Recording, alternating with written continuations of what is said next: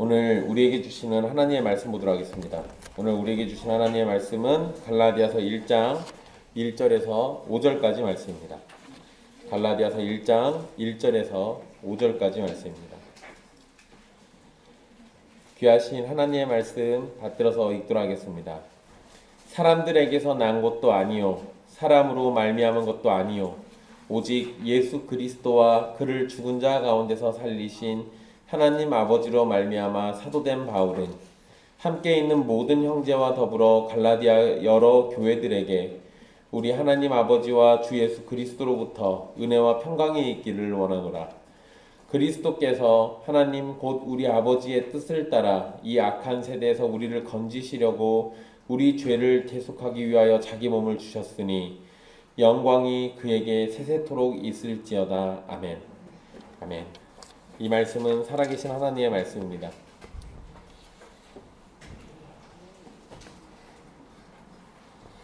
오늘부터 사도행전 설교를 잠시 미루고 갈라디아서를 살펴보도록 하겠습니다.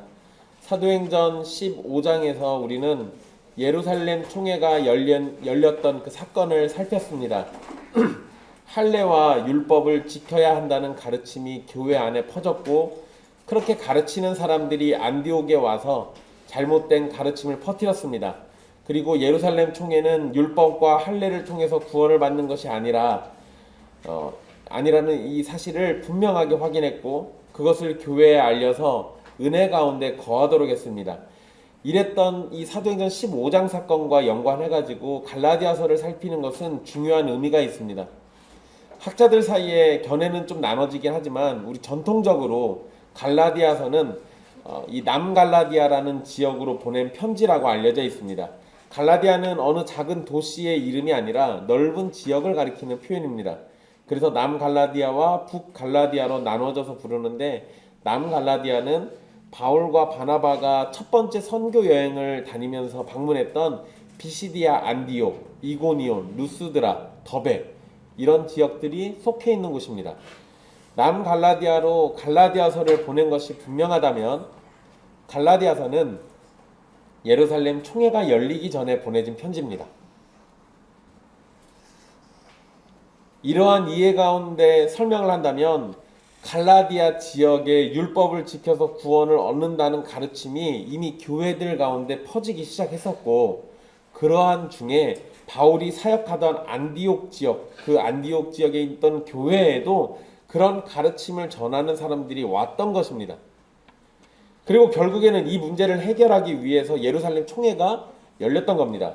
예루살렘 총회에서 분명하게 결정된 일이지만 이후에도 계속해서 교회는 할례를 받고 율법을 지켜서 구원을 받는다는 율법주의로 구원의 진리가 방해를 받게 됐습니다. 이 문제는 우리도 언제든지 찾아올 수 있는 문제이기 때문에 복음과 율법의 관계를 확실히 점검하고 은혜의 복음이 무엇인지를 분명히 하기 위해서 갈라디아서를 먼저 살펴보기로 한 것입니다. 여러분 우리가 나중에 이제 살펴보면서 알게 되겠지만요. 2장에랑 이렇게 가면 이 바울이 예루살렘을 방문했던 사건 그리고 안디옥에서 바울이 베드로를 책망했던 사건 이런 내용들이 기록되어 있습니다. 그런데 제가 방금 말씀드린 것처럼 이러한 사건들이 다 예루살렘 총회 이전에 있었어요. 그 얘기는 예루살렘 총회에서 율법의 행위가 아니라 예수 그리스도를 믿음으로 구원받는 거다. 이방인들도 율법을 지켜서 구원받는 게 아니라 하나님의 은혜로 구원받는 거다라는 이 가르침들이 이미 이전에 다 확인됐던 내용들입니다.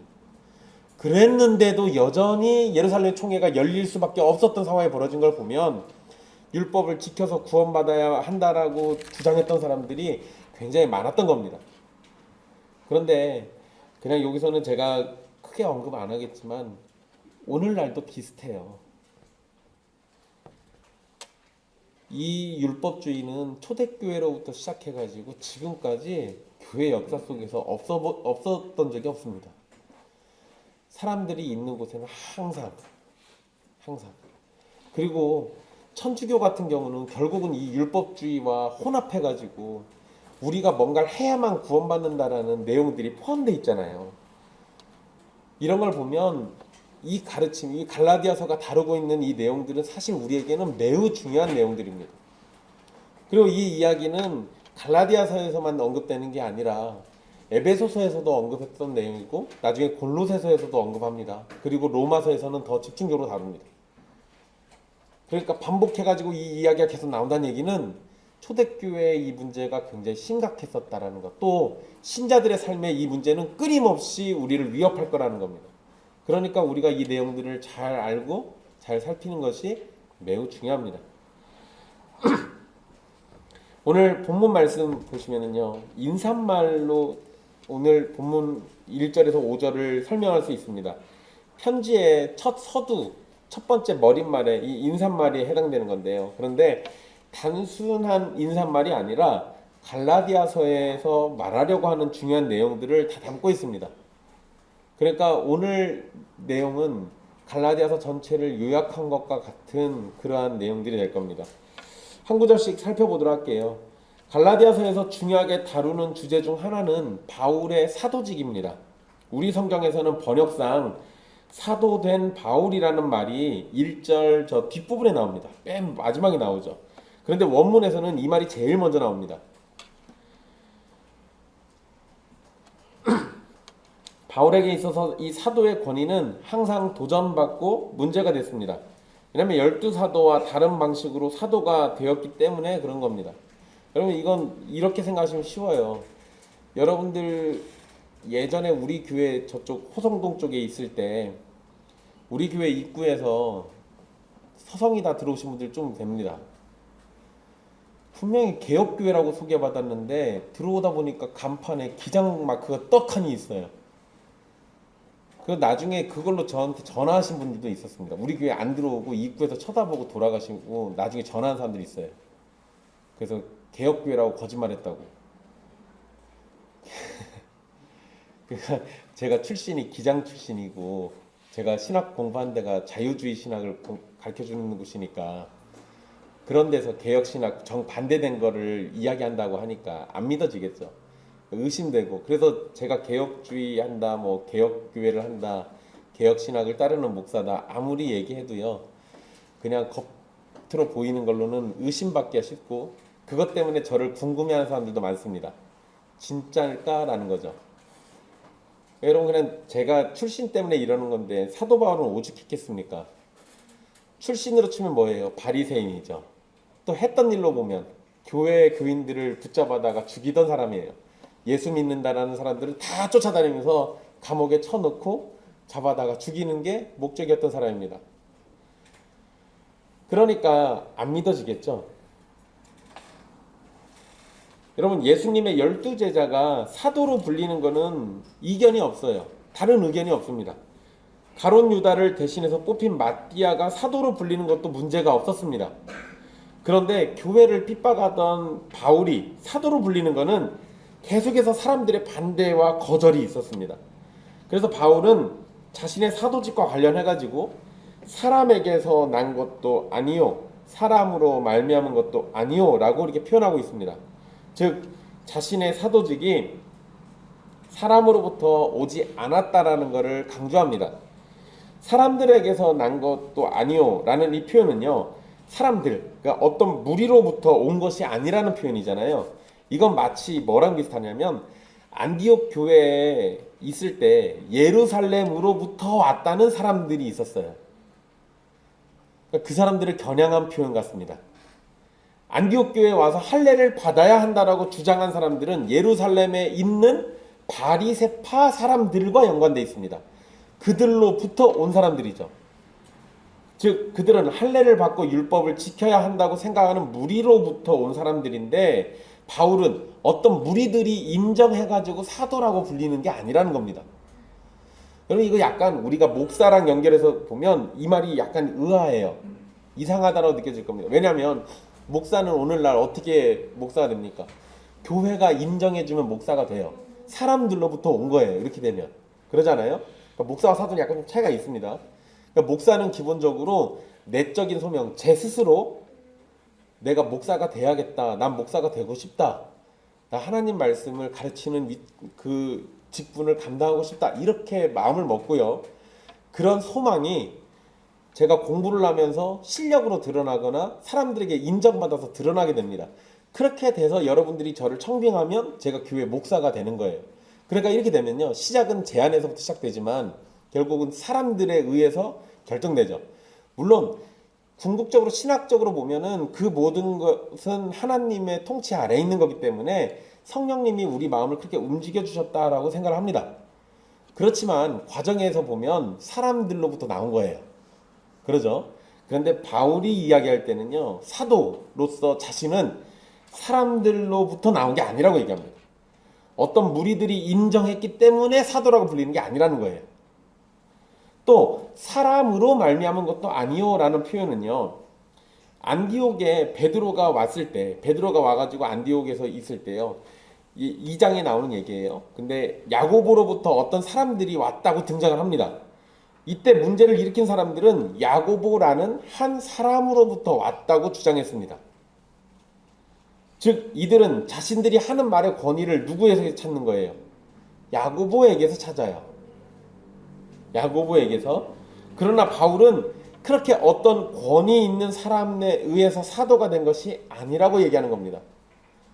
누가 어떤 대단한 인물이 베드로가, 야고보가, 요한이 나를 인정해줬어 이런 식으로 얘기하지 않아요.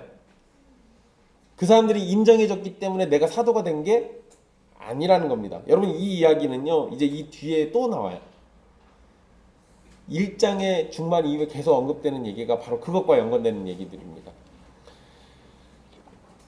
바울이 서신에서 인사도 없이, 보통은 사랑하는 갈라디아 내 형제들아 뭐 이런 식으로 인사를 하든지 아니면 하나님의 사랑을 받는 뭐 이런 식으로 얘기를 했어야 하는데요, 그런 인사 없어요. 그런 말 없이 시작하자마자 자신의 사도직을 먼저 변호하는 것은 다른 서신에서는 발견할 수가 없습니다. 그만큼 이 문제는 심각하게 다뤄지고 있다는 거예요. 바울을 대적하는 자들이 바울의 사도권을 의심하고 있다는 걸 알 수 있습니다. 그리고 바울이 인사도 안 하고 시작부터 이런 얘기 하는 거 보면요, 여러분 그냥 우리 인간적으로 생각하면 이거 뭐예요 지금? 바울이 어떻게, 마음이 지금 어떤 거예요? 화가 단단히 난 겁니다. 우리 너무 화나면 사람을 만나면 인사부터 해야 하는데 인사 안 하고 뭐부터 나가요? 너무 화나면 욕부터 나가거나 큰 소리부터 나가잖아요. 지금 바울이, 여러분 이거 가서 말한 게 아니라 편지를 쓴 거잖아요. 편지를 쓸 때는 여러분 글로 내 감정을 쓰거나 내 마음을 쓸 때는 그래도 좀 더 다듬어지지 않습니까? 그러잖아요. 그래서 욕 10번 한 것도 글로 쓰면 한두 번밖에 안 해요. 근데 시작하자마자 이렇게 하는 거 보면 바울의 마음이 어마무시하게 무너져 내리고 상처받았고 화가 머리 끝까지 나 있는 그런 걸 우리가 느낄 수 있어요. 어쨌든 바울은 자신이 사람들에게서도 아니고 사람에게서도 아니라고 얘기해놓고 그 다음에 뭐라고 하냐면요, 예수 그리스도와 그를 죽은 자 가운데서 살리신 하나님 아버지로 말미암아라고 얘기합니다. 자기가 그렇게 사도가 됐다는 거예요. 바울은 예수님을 죽은 자 가운데서 살리신 하나님 아버지 그리고 예수 그리스도로 인해서 사도가 되었다라고 강조합니다. 그러니까 여러분 죽은 자 가운데서 살리신 하나님 이렇게 말하면 이거 어떤 하나님이에요? 능력의 하나님이시죠. 능력의 하나님. 그리고 여러분 죽은 사람을 살려내요. 이거 뭐예요?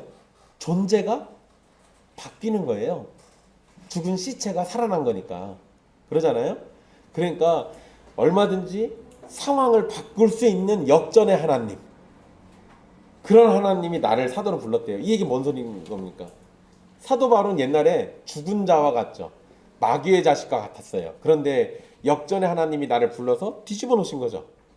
그러니까 가능하다 이거예요. 바울은 부활하신 예수 그리스도를 통해서 사도가 됐습니다. 또 역전의 하나님이 불러가지고 사도가 됐어요. 바울은 예수님의 12제자 안에 들어가는 것은 아니지만 예수님께서 12제자를 부르시고 세우셨던 것처럼 부활하신 예수님께서 바울을 찾아오셔서 이방인의 사도로 세우셨습니다.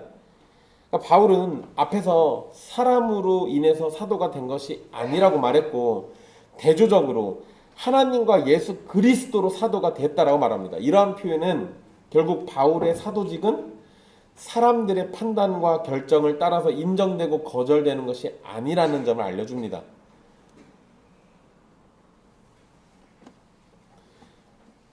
그런데 여러분 또 이걸 갖다가 오늘날 그대로 또 적용해서 내가 기도하다가 주님이 날 찾아오셔서 내가 사도가 됐다 이렇게 주장하는 사람들이 있을 수도 있잖아요. 실제로 있습니다. 그런 사람들. 근데 여러분 그러면 그 사람들을 사도로 받아들여야 할까요? 그 얘기는 좀 이따 해드릴게요. 잠깐 고민해 보세요. 받아야 하나 말아야 하나. 받을 수 있다 그러면 나도 사도가 될 수 있나 없나 고민해 보셔야 돼요. 바울은 갈라디아서를 쓰는데요. 거기 2절에 보시면 함께 있는 모든 형제와 더불어라고 이렇게 표현하고 있습니다. 즉 갈라디아서의 가르침은 바울 혼자만의 주장이 아니라는 겁니다. 바울은 함께 있는 형제가 갈라디아에 필요한 가르침을 편지로 써서 보낸 거예요. 그러니까 바울과 함께 같이 있었던 형제들이 뜻을 모아가지고 같이 쓴 거죠. 대신에 이거에 대한 주된 저자는 누구예요? 바울이 쓴 겁니다. 그러니까 바울 혼자만의 뜻은 아니라는 거죠. 그런데 여러분 여기에 앞에서 언급한 것처럼 차가움이 있습니다. 바울은 다른 서신들 보면은요, 다른 서신을 보낼 때 편지를 받아보는 교회를 향해 가지고 항상 따뜻한 표현을 썼습니다. 하나님의 사랑을 받는 그리스도 예수 안에서 또는 성도들 곧 그리스도 안에서 신실한 형제들 또는 하나님의 교회 이런 식으로 표현을 했던 사도 바울이 갈라디아 교회에게는 그냥 단순하게 갈라디아 여러 교회들이라고만 기록하고 있습니다.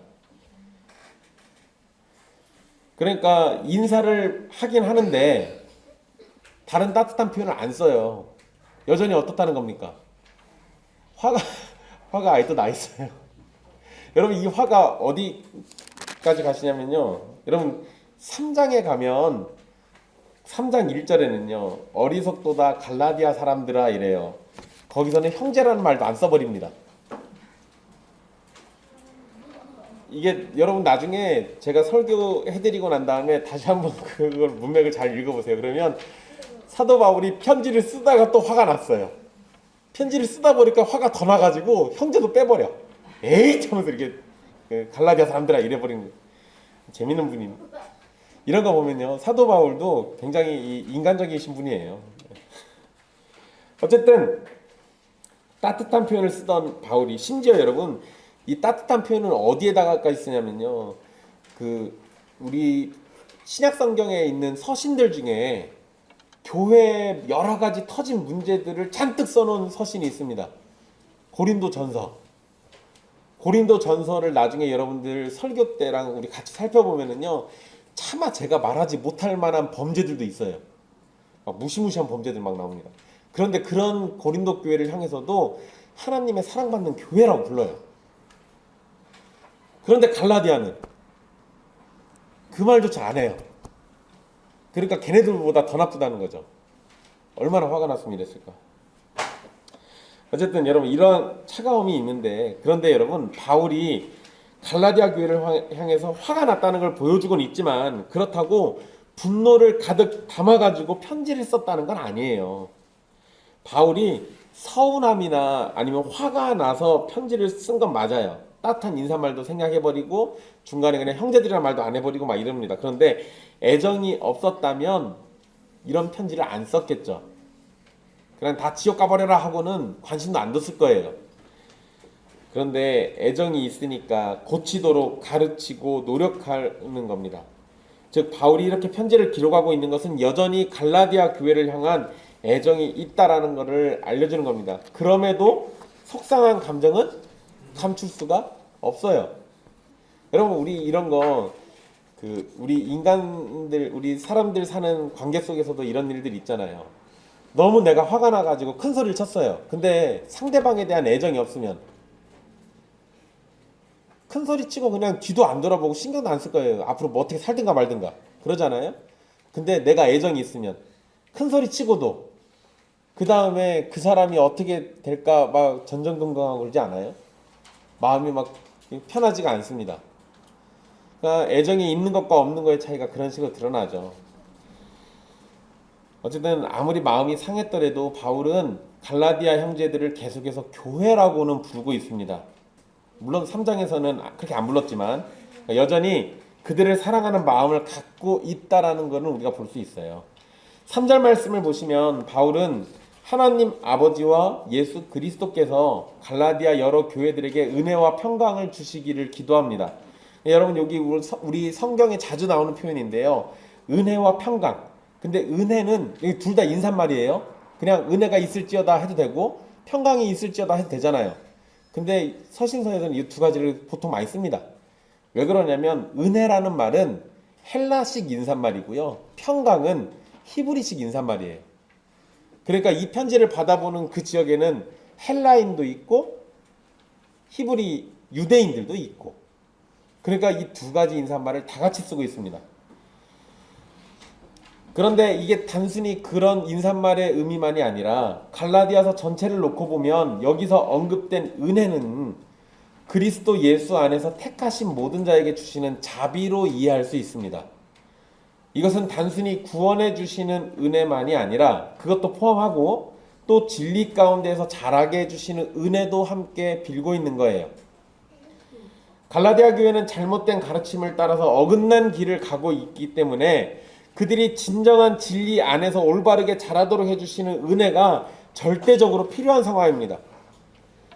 여러분 이런 건 사실 굉장히 중요해요. 우리 예수님 믿고 구원받는 것도 은혜지 않습니까? 그런데 구원받은 우리가 신앙이 성장하고 단단해지고 거룩해지고 경건해지는 것도 은혜 가운데 되는 겁니다. 그러니까 우리는 구원의 은혜만을 바랄 것이 아니라 구원의 은혜를 넘어서서 우리가 믿음 안에서 그리스도 안에서 건강하게 자라나기를 또 바라야죠. 그 역시 은혜로 되는 일이에요. 그러니까 끊임없이 은혜를 구하는 것이 당연한 겁니다. 그리고 이러한 은혜는 결국 자신 안에 평강을 줍니다. 은혜를 누리면 내 안에 평화가 찾아와요. 평안이 오죠. 또 형제와 교회 사이를 평강으로 이끌어 줍니다. 바른 진리 안에서 자랄 때 하나님이 주시는 평강을 누릴 수 있습니다. 갈라디아 교회가 잘못된 가르침에 빠졌을 때 그들은 참된 평강을 누릴 수가 없었죠. 여러분 율법을 지켜서 구원에 이르려고 하는데 어떻게 평강을 누릴 수 있을까요? 이거 불가능합니다. 율법을 지켜서 구원을 받아야 한다. 어떤 걸 해서 구원받아야 한다. 그러면 여러분 몇 점 맞아야 하는지, 또 얼마까지 지켜야 구원에 이를 수 있는지, 이런 것들 고민되지 않겠어요? 여러분 우리 하나님의 교회란 이단이 있죠. 여러분들 아마 주변에서 접하시거나 이럴 수 있을 겁니다. 근데 하나님의 교회는 안식일을 지켜야 구원받는다고 해요. 그럼 몇 년 정도 지키면 구원받습니까? 6월절에 떡과 포도주를 먹으면 구원받는다고 합니다. 그럼 몇 년이나 먹어야 구원받아요? 셀수 없지만 그게 정답이지 뭐. 여러분 제가 하나님의 교회를 직접 다녀봐서 압니다. 가서 안식일날 예배도 드리고 6월절에 떡과 포도주도 먹어보고, 뭐 여러분 제가 믿음 있어 간 거 아니에요. 오해하지 마세요. 근데 그렇게 다니면서 제가 그런 거 살짝 물어봤어요.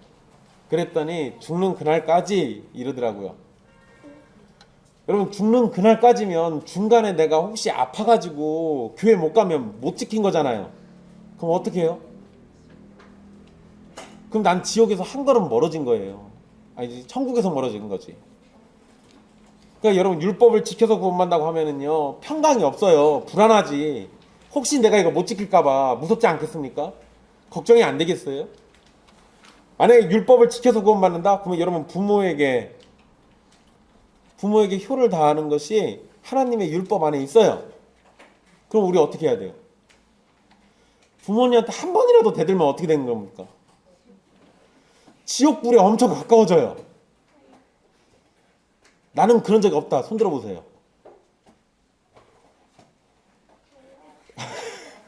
세준아 왜 그래 너?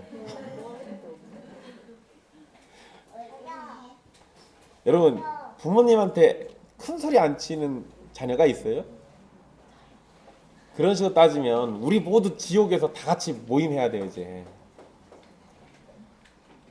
부모님을 한 번이라도 원망 안 해본 자녀가 있습니까? 아니요, 그럴 리가 없잖아요. 그럼 보세요. 율법을 지켜서 구원을 받는다 그러면 우리는 결단코 평강이라는 걸 누릴 수가 없어요. 항상 불안할 수밖에 없습니다. 그래서 여러분, 제가 아까 하나님의 교회 얘기했잖아요. 무슨 일이 있냐면 하나님의 교회 성도도 아니죠. 거기 있는 신자들이 유월절 지키고 안식일 지키는 건 기본이에요. 그런데 너도 나도 다 지키니까 천국에 갈 수 있는 숫자가 14만 4천이라고 딱 못 박아놨습니다. 그럼 14만 4천 안에 들어가야 하잖아요. 그러니까 내가 옆 사람보다 전도를 더 많이 해야 하고 옆 사람보다 헌금을 더 많이 내야 하고 이렇게 조건이 자꾸 붙어요. 왜? 하나님 마음에 내가 더 들어야 하니까. 그러면 그 사람들에게는 평강이 있을까요? 없어요. 누구 한 명이, 내가 2명 전도했는데 옆 사람이 4명 전도해버리면 나 이 사람이 미워요. 얘 때문에 내가 천국에 못 들어갈 수가 있거든. 평강이란 게 없잖아요. 그게 말이 됩니까? 그럼 그런 식으로 해서 들어가는 게 천국이에요? 옆 사람 짓밟아가면서 짓눌러서 내가 더 많이 해가지고 가는 게? 하나님이 그런 걸 원하실까요? 만약에 그런 걸 원하시는 하나님이라면 그 선하신 하나님이 아니에요. 그러니까 율법을 지켜서 구원받는다고 해버리면 그러면 우리는 평강이라는 것을 결단코 누릴 수가 없어요. 혹시라도 불법을 저지르면 구원을 얻질 못할까봐 두려움에 빠지죠. 갈라디아 지역에 퍼진 거짓 복음은 필연적으로 평강을 잃어버리게 만드는 겁니다. 반드시 그렇게 돼요. 그리스도 안에서 참된 안식을 누리는 것이 아니라 그리스도를 말하면서 동시에 율법을 지키려고 하니까 진정한 안식과 형제 사이에서의 평강이라는 것은 존재할 수가 없는 거죠. 이런 식이 돼버립니다. 우리의 믿음은 단순히 지식을 얻고 마음을 조금 편하게 하는 정도가 아니라는 점을 꼭 기억하십시오. 하나님의 심판과 영원한 저주로부터 구원을 받고 화평의 하나님을 누리는 믿음입니다. 이것은 은혜로 되는 일이고 그 은혜는 우리에게 평강을 열매로 줍니다. 그리스도 안에서 평강이 없다면 은혜로 믿음을 받았는지부터 살펴봐야 합니다. 그리스도를 향한 믿음이 있음에도 평강이 없을 수는 없어요. 참된 믿음은 예수 그리스도 안에서 평강을 누리게 됩니다. 가진 모든 것을 잃어버린다고 하더라도요, 그리스도 안에 있기 때문에 곧장 평강을 누리게 됩니다. 세상의 모진 풍파가 찾아와도 그리스도 안에 있기 때문에 결국에는 평강을 누려요. 인생의 태풍이 몰아치고 적들이 에워싸고 원수들 앞에서 적들이 우리를 에워싸는 그 상황이 돼도요, 원수들 앞에서 밥상을 차리고 밥을 먹는 여유를 누리는 것이 평강을 드러내는 거예요. 그게 시편 23편에 나오는 얘기잖아요. 원수의 목전에서 내게 상을 차려주신다잖아요. 원수들이 날 죽이겠다고 쳐다보고 있는데 그 앞에서 밥상 차려놓고 어떻게 밥을 먹어요? 사실상 그건 불가능한 것처럼 보이지 않습니까? 그런데 여호와가 나의 목자시면 그게 가능해요. 그 얘기가 뭡니까? 적들이 나를 에워싸서 죽이려고 하는 그 순간에도 여호와가 나의 목자라면 나는 어떠한 상황에서도 평강을 누리고 안식을 누릴 수 있다라는 것을 노래하는 겁니다. 그것이 신자가 누리는 복입니다. 4절에서 예수님께서는 택하신 자들을 구원하시기 위해서 자기 몸을 주셨다라고 표현합니다. 이러한 말씀은 기본적으로 십자가에서의 고난과 죽음을 의미합니다. 우리의 죄를 대속하기 위하여 자기 몸을 주셨으니 라는 표현은 어쩌면 지극히 당연한 말씀인데요, 갈라디아 교회는 할례와 율법이라는 굴레에 갇혀가지고 십자가 대속을 잃어버린 상태입니다. 이게 무슨 의미인지 알긴 알았는데 그게 지금 그 사람들의 삶을 주관하고 있는 게 아니에요. 그렇기 때문에 너무도 당연한 진리가 다시 절실히 필요한 가르침이 돼버린 겁니다. 예수님께서 자신을 주신 목적을 하나님의 뜻을 따라 이 악한 세대에서 우리를 건지는 것이라고 설명을 합니다. 악한 세대에서 건진다라는 표현은 결국 이 세상에 사는 사람들은 악한 시대의 노예로 살고 있다는 점을 알려주는 겁니다. 또한 건지시려고라는 표현은 빼오다, 빼앗다라는 의미가 있습니다. 즉, 이 악한 시대의 노예로 사는 우리를 빼오시는 거예요. 빼앗아 오는 겁니다. 여러분, 이 표현을 잘 보세요. 하나님이 저만치 떨어져 가지고 야 일로 와봐 일로 와봐 이렇게 우리를 부르니까 우리가 그럼 한번 가볼까 해서 가는 게 아니고요. 우리도 딱히 하나님에게 갈 생각이 없었고 그 악한 세상도 우리를 하나님에게 줄 마음이 없습니다. 그거를 하나님이 강제로 뺏어오는 거예요. 왜? 구원해 주시려고. 그럼 여러분, 이런 표현이 뭘 의미하는 겁니까? 구원은 우리가 결단하고 우리가 노력해서 얻어내는 게 아니라 하나님이 강력하게 우리를 붙잡아 주셔서 얻는 거예요. 내가 뭘 해가지고 얻는 게 아니라는 개념이에요. 그러니까 여러분, 사실 여러분 이런 걸 생각해 볼 수 있어요. 우리가 교회에 신자가 되기 위해서 믿음을 갖는다라고 할 때는요, 바깥에서 볼 때는 예수 믿고 구원받으세요라고 써 있어요. 근데 안에 들어와 가지고 내가 예수 믿고 난 다음에 교회 안에 들어와서 보니까 하나님의 은혜가 나를 구원했다가 써 있는 거예요. 다르죠. 내가 믿어서 구원받은 줄 알았는데 진리에 더 가까워지니까 내가 믿어서 구원받은 게 아니라 하나님이 나를 강제로 믿게 해주신 거예요. 은혜지. 나는 내가 잘나서 믿는 줄 알았는데 나 같은 거 구원해 주시려고 하나님이 뺏어오시까지 했다니까요. 이 악한 시대에서 우리를 건지는 건 할례도 아니고 율법을 지키는 것도 아니라 예수 그리스도의 죽으심입니다. 그리고 그렇게 구원을 이루시는 것이 하나님 아버지의 뜻입니다. 그런데 할례를 통해서 구원을 받는다는 말을 하는 것은 결국 예수 그리스도의 죽으심을 헛되게 만드는 겁니다. 하나님 아버지의 뜻까지도 잘못된 것이라고 말하는 겁니다. 여러분, 제가 역사 이야기 해드리면서 한두 번씩 얘기한 적이 있습니다. 펠라기우스라는 사람이 있어요. 이 펠라기우스라는 사람이 등장해가지고 뭔 얘기를 하냐면 원죄를 부정하고 하나님이 우리 안에 선한 거 주셔가지고 우리가 알아서 노력해서 구원을 얻을 수 있다는 식으로 말해버립니다. 그런데 여러분, 그 사람 성경 말씀에 빗대서 보면은 말도 안 되는 소리잖아요. 근데 그 펠라기우스를 따르는 사람들이 엄청 많았어요. 그러다가 그게 좀 잠잠해지니까 펠라기우스가 완전히 다 틀린 건 아닌 것 같고 한 절반은 맞는 것 같은데 해가지고 절반만 취하고 나머지 절반은 기존의 가르침을 섞어가지고 만든 걸 세미 펠라기안이라고 부릅니다. 또는 반 펠라기안이라고 해요. 절반만 펠라기안이라고. 그런데 여러분, 그것도 4세기에 돼서 정죄당했습니다. 그거 성경적이지 않다라고 확신한 거예요. 그리고 다시 성경 안에서 결정이 내려졌죠. 그런데 정말 웃기게도 그 세미펠라기아는 계속해서 이어져 내려오고 그게 카톨릭의 천주교의 공식적인 교리가 됩니다. 그러니까 성경에서 벗어나는 일들이 이렇게 계속 있죠. 계속 뭘 생각하는 거예요? 하나님이 우리에게 전적으로 다 주신 게 아니라 내가 거기에 협력했더니 하나님이 날 구원해 주셨다. 이런 식으로 보는 거죠. 이 이야기는 나중에 다시 좀 더 자세히 얘기해 드릴게요. 여러분, 4절 말씀에 보면 제일 마지막에 주셨으니 라는 말이 나옵니다. 그런데 여러분, 이 표현도 원문에서는 가장 앞에 있습니다. 그러니까 우리말로 번역하다 보니까 번역상 어쩔 수 없이 제일 뒤로 간 거예요. 여러분, 구원의 은혜는 예수 그리스도께서 주신 겁니다. 지금 강조하고 있죠. 니들이 얻은 게 아니고 주신 거야 라는 거예요. 예수님이 자기 몸을 우리에게 주셨고 우리에게 구원을 또 주셨습니다.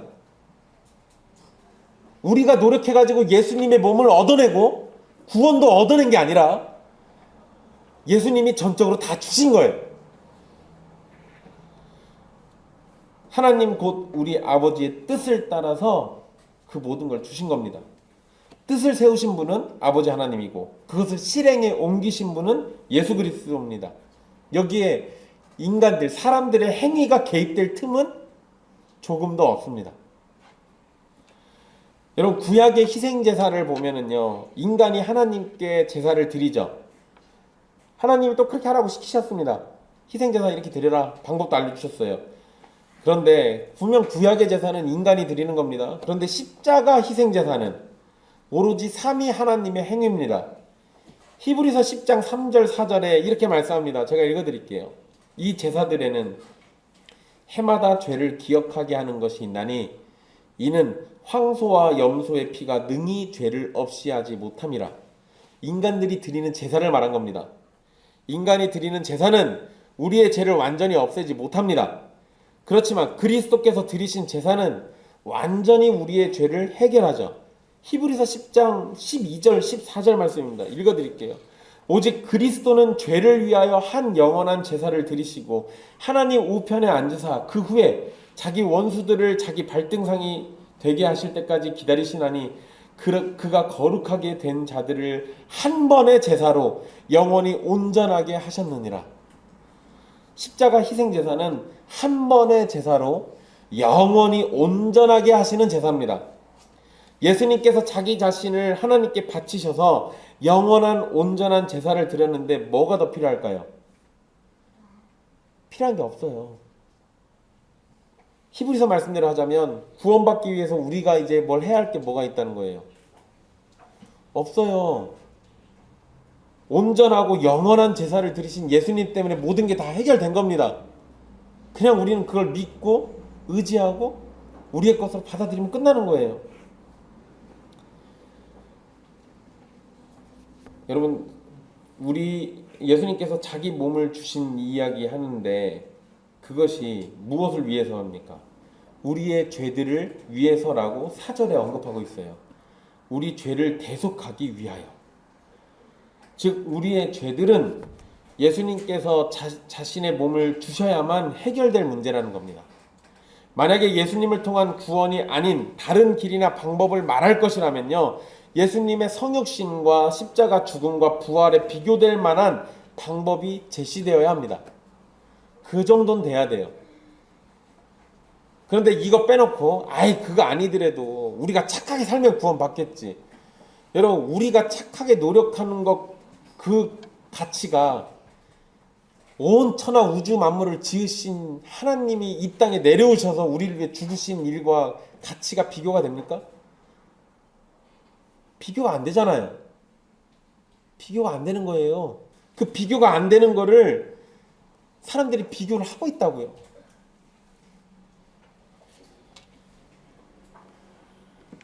여러분, 저 어렸을 때 주일학교 가면 먹을 것 때문에도 가지만 일단 마음에 두려움도 있었습니다.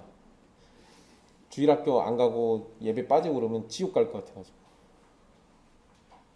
그래서 좀 늦게 가더라도, 농땡이 부리면서 좀 늦게 가더라도 꼭 가긴 갑니다. 가서 앉아 있다가 와요. 그래야 일주일이 마음이 편해. 제가 뭐 한 거예요, 어렸을 때? 예수님을 믿어서 위로를 얻고 있는 게 아니라 내 행위를 의지해서 일주일의 평안을 누리고 있죠. 예수님이 자기 몸을 주셔서 내가 얻는 게 아니라 그냥 내가 지금 뭘 해가지고 얻고 있는 거예요. 근데 여러분, 그게 저만 그랬습니까? 아니요. 이거 생각보다 많은 사람들이 다들 그러고 살아요. 교회를 다닌다고 하면서 다들 그러고 지냅니다. 이러면 안 되는데. 여러분, 예수님의 성육신과 십자가 죽음과 부활에 비교될 만한 다른 방법, 이 세상에 그런 거 존재하지도 않습니다. 그리고 만들어낼 수도 없어요. 영원하신 하나님께서 친히 하신 방법과 같은 효과를 어떻게 유한한 인간이 만들어낼 수 있겠습니까? 불가능하죠. 바울은 4절에서 구원의 일을 설명하고 난 후에 자연스럽게 어떻게 갑니까? 하나님을 향한 찬송으로 이어집니다. 그러죠. 사람들에게서는 방법이 없는 일을 하나님이 하셨으니까 그것 때문에 자연스럽게 뭘로 갈 수밖에 없어요. 하나님 감사합니다 하면서 노래할 수밖에 없죠. 그래서 5절에 영광이 그에게 세세토록 있을지어다 라고 하면서 찬송하고 있는 거예요. 삼위 하나님의 사역은 무엇이든 결국 하나님의 영광으로 돌아가게 됩니다. 우리는 구원을 통해서 하나님을 찬송하고 심판을 통해서도 하나님을 찬송할 수 있습니다. 오늘 말씀을 적용해 보면 바울이 먼저 이 사도직을 변호하고 있는데요. 자신의 사도권을 주장한 것을 따라서 오늘날도 이 자신이 사도라고 주장하는 사람들이 있습니다. 아까 제가 질문 던졌었죠. 오늘날도 사도가 될 수 있는지. 여러분, 만약에 사도라는 직분이 계속해서 이어지고 계승됐다라고 한다면요. 만약에 계승됐다고 한다면 사도들 중에서 헤롯손에 죽었던 사도가 하나 있죠. 야고보. 그럼 야고보가 죽었을 때 초대교회가 야고보의 후계자를 뽑았습니까? 아니요, 뽑지 않았어요. 에이, 목사님, 가룟 유다는 죽었을 때 뽑았잖아요. 예, 가룟 유다는 죽었을 때 마띠아를 대신 뽑긴 했습니다. 그런데 여러분, 가룟 유다가 죽은 것과 야고보가 죽은 건 다르죠. 야고보는 주의 말씀 때문에 죽었고, 가룟 유다는 범죄해서 도망갔잖아요. 그리고 죽은 겁니다. 자기 자리를 안 지키고 가서 배신해서 죽었어요. 그렇기 때문에 가룟 유다 사건 때는 배신했기 때문에 그 자리를 다시 채웠던 거고, 야고보 사도 때는 그게 아니잖아요. 그러니까 그 자리를 다시 채우지 않았던 거예요. 오늘날 자신을 사도라고 주장하는 사람들이 있습니다. 왜 그럴까요? 내가 일반 목사보다 좀 더 대단한, 옛날 이 사도 바울과 베드로 같은 그들과 동급 같은 위치에 있는 존재들이라는 거죠. 그렇게 해서 자신들에게 신적 권위를 부여하는 겁니다. 그렇게 해서 뭐 하려고 할까요? 신적 권위를 부여해서 나 예수님 잘 믿어야지 이럴까요? 아니요. 그렇게 자기 자신에게 신적 권위를 부여하고 난 다음에 그걸 가지고 결국에는 성도들을 지배하려고 하는 거예요. 여러분들을 자기 수하에다 두고 자신의 말에 굴복하게 만들려고 하는 겁니다. 그래서 사도라는 표현 쓰는 거예요. 여러분, 그런 거 원하시면 제가 어떻게 오늘 사도로 등극하고요. 그러면 안 돼요. 여러분, 이 세상에 어떤 직분자나 어떤 설교자도 성도들 위에 군림해서는 안 됩니다. 이건 사도가 살아돌아와도 안 되는 일이에요. 성도들 위에 군림하는 건 누구밖에 없습니까? 하나님밖에 없어요. 삼위 하나님 외에는 성도들 머리 위에 군림하려고 하는 자가 있어서는 안 돼요. 목사의 권위가 있는데 목사 말에 따라야지. 그건요, 여러분, 목사가 설교할 때, 하나님 말씀을 가르칠 때, 그때 권위고 그 이외에는 권위가 없어요. 그렇게 하는 겁니다. 이 시대에 사도는 존재하지 않습니다. 그리고 사실 존재할 이유도 없습니다. 왜? 사도들의 필요, 사도들이 있었어야만 했던 이유는요, 하나님의 말씀을 전달하는 데 있었습니다. 그런데 이제는 그 사도들을 통해 가지고 남겨진 성경이 있기 때문에 더 이상 계시가 필요 없고 전달해야 할 하나님의 말씀도 없습니다. 그래서 사도가 오늘날에는 필요가 없는 거예요. 이 부분을 잘 기억해 두십시오. 게다가 여러분, 오늘날 사도라고 하시는 분들이 그 예언하는 게 내용이 뭐예요? 여러분, 한 10년쯤 됐는데 우리나라에 어떤 여자 사도가 있었습니다. 선지자라고 하면서 막. 그때 그분이 뭔 얘기했냐면 북한이 땅굴 파가지고 남한 침범한다고, 남한에 쳐들어온다고. 또 데이비드 오였나 뭐 외국에 있는 어떤 사도래요. 그 흑인 목사인데 그 사람은 뭐라고 했냐면 자기가 예언을 계시를 봤는데 그때 말이에요. 그때 북한이 핵 잠수함에서 핵미사일을 쏴가지고 남한이 불바다가 됐답니다. 그 당시에는 핵미사일이 북한에 없었어요. 그 결론이 뭐였냐면 회개하지 않으면 불바다가 된다. 근데 불바다가 안 됐죠. 나중에 뭐라고 했냐면 남한이 회개해가지고 불바다가 안 됐다 그랬어요. 그런 건 저도 할 수 있습니다. 여러분, 그런 거에 속지 마십시오. 게다가 그거하고 성경 말씀하고 뭔 상관이 있어요? 성경의 진리와 무슨 상관이 있고 하나님의 뜻과 무슨 상관이 있어요? 그리고 그런 사도들이 오실 것 같았으면 6.25 터지기 전에 오셨어야지. 그때 그건 안 막아주시고 왜? 말이 안 되잖아요. 앞뒤가 다 틀려 먹었습니다. 여러분, 바울은 자신의 사도 직분이 사람들에게서 난 것도 아니고 사람으로 된 것도 아니라고 말합니다. 오직 예수 그리스도와 하나님 아버지로 되었다라는 걸 강조했죠. 이 점은요, 오늘날 모든 직분자들에게도 동일하게 적용되어야 합니다. 이게 뭐냐면요, 오해하지 마세요. 직분자들이 스스로 생각하기를 나는 사람에게서 난 것도 아니고 하나님으로부터 왔으니까 니들 다 내 말 들어, 이거 얘기하라는 게 아니고요. 직분자 뽑을 때, 교회 일꾼 뽑으실 때, 그때 사람들의 인기를 얻어가지고 되는 게 아니라, 또 목사가 원해서 되는 것도 아니라, 오직 삼위 하나님의 선택을 따라서 교회 안에서 투표로 증명될 때 참된 일꾼이 뽑힌다라는 걸 기억하십시오. 그러니까 집사를 뽑든 장로를 뽑든 나중에 목사를 모셔오든 우리 안에서 목사를 세우든 다 어떻게 해야 돼요? 인기 투표는 절대 하지 마시고 나는 제가 좋아 이런 거 하지 말라는 거예요. 하나님께서 세우시는 건데 우리의 손을 빌려서 하신다고요. 그러니까 허투루 쓰지 말고 투표를 하시더라도 신중하게, 또 하나님이 과연 무엇을 원하시고 누구를 세우시려고 하실까, 이거 고민해야죠. 실력과 인품은, 또 믿음은 저 사람에게서 나오는데 나는 쟤보다 얘가 더 친하니까 얘한테 한 표 던져버려요?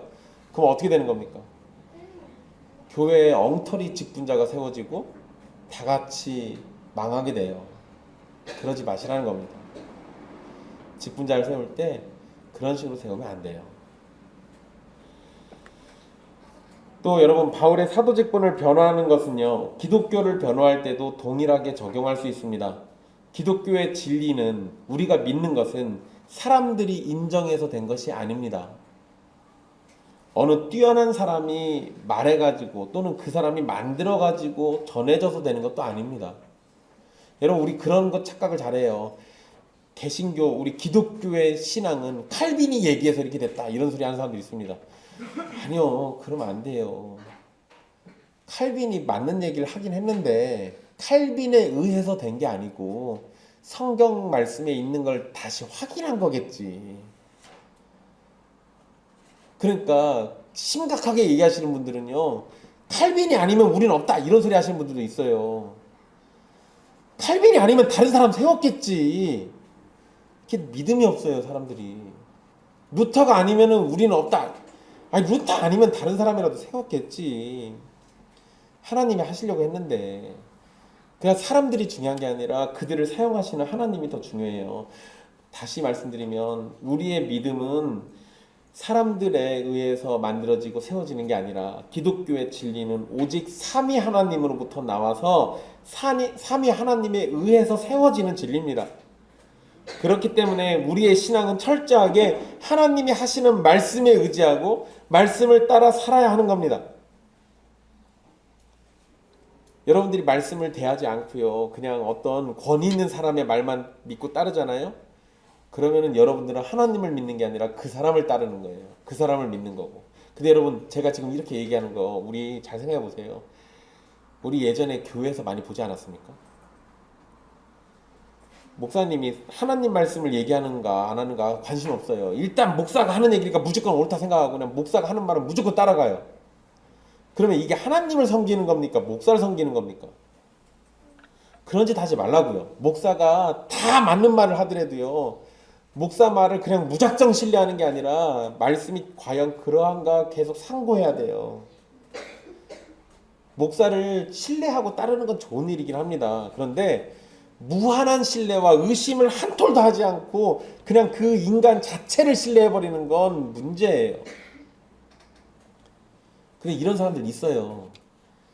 여러분, 심각한 경우는요, 목사가 사는 집하고 비슷하게 꾸미고 목사가 먹는 음식 똑같이 먹어가면서 목사랑 같이 산다고 이런 사람들이 있습니다. 그 정도면 스토킹인데. 근데 그런 사람들이 있어요, 진짜로. 그럼 여러분, 그 사람들은 누구를 섬기는 거예요? 하나님이 아니잖아요. 그런 일이 우리 안에 벌어지지 않도록 조심하셔야 돼요. 그렇기 때문에 우리의 신앙은 철저하게 하나님의 말씀에 의존해야 돼요. 그리고 모든 것은 결과적으로 하나님의 영광으로 돌아가야 합니다. 중간에 어느 한 사람이 잘라서 그거 먹게 만들면 안 돼요. 이 부분에서 우리가 조심할 게 있습니다. 우리가 귀담아 듣는 하나님의 말씀은 주일날 설교로 선포되는 말씀입니다. 물론 여러분들 각자가 성경을 읽고 묵상하는 것도 중요한 거니까 빠뜨리지 않으셔야 하죠. 또 우리 아름다움에 매일 수고해가지고 성경도 읽어주잖아요. 그런 거 읽어가면서도 함께 동참하고 나누는 건 좋습니다. 그런 거 빠지지 않아야죠. 그런데 여러분, 주일날 설교로 선포되는 말씀은 나와 우리 가정과 우리 교회에게 주시는 말씀이기 때문에 다른 것보다 배나 더 집중하시는 게 맞아요. 이때 설교자가 전하는 것이 하나님의 말씀인지 설교자의 뛰어난 말솜씨인지는 분별하셔야 합니다. 감정을 건드리고 마음을 움직이는 말솜씨로 우리를 집중시키고 있는지, 아니면 투박하더라도 하나님의 말씀을 온전히 전하려고 하는지를 보시라는 거예요. 물론 하나님의 말씀을요 잘 전달하면서 이 전하는 그런 기술까지 가지고 있으면 더 좋겠지만, 때로는 그 기술들 때문에 하나님이 아닌 설교자에게 집중하는 경우가 있습니다. 그러니 하나님의 말씀으로 시작했다면 하나님의 말씀으로 끝나고 하나님께 영광을 돌리는 예배가 되기를 소망하십시오. 설교자가 올바르게 전해야 하고, 또 성도들이 쫓아야 할 기독교의 진리 가운데 우리가 참된 은혜와 평강을 주는, 우리에게 참된 은혜와 평강을 주는 그런 진리가 뭐가 있을까요? 오늘 그거로 인사했었잖아요. 여러분, 그거는 구원에 관한 진리죠. 우리는 우리의 죄로 인해서 악한 시대를 살다가 하나님의 진노와 심판을 맞아야 할 존재였습니다. 우리는 단순히 악한 시대에 갇혀있는 노예가 아니라 이 세상을 악한 시대로 만드는 적극적인 죄인들입니다. 그러니까 적어도 여러분, 우리가 대장은 아니겠죠. 대장은 마귀니까. 근데 대장 밑에 있는 행동대장쯤은 됐었다고요. 우리는 도무지 선을 행하지 않았고 행할 수도 없었고 악으로 범벅된 인생을 살았습니다. 그런데 하나님께서 우리가 처한 공경을 그냥 지나치지 않으셨어요. 오히려 우리가 처한 상황은 하나님에 대한 적극적인 반역이고 도전이기 때문에 하나님께서는 진노와 저주를 가득 내리셔도 전혀 문제가 안 됐었습니다. 그런 하나님께서 우리를 구원하시기 위해서 뜻을 세우셨고, 예수님은 그 뜻을 따라서 우리를 구원하시려고 자기 몸을 주셨습니다. 이 세상을 악한 시대로 만드는 우리를 구원하셔서 악한 시대와 상관없이 거룩한 하나님의 나라와 시대를 살게 만드셨고, 하나님의 원수가 아니라 하나님의 자녀가 되는 영광과 권세를 주셨습니다. 그런데 그런 구원의 은혜에 인간의 행위는 없습니다. 여러분 잘 생각해 보세요. 예수님의 십자가 사건에 인간의 행위가 있었을까요? 없었을까요? 있긴 있었죠. 뭐? 예수님 잡아오고, 옷 뺏겨서 채찍질하고, 침 뱉고 모욕하고 욕하고, 십자가에 매달아서 못질하고,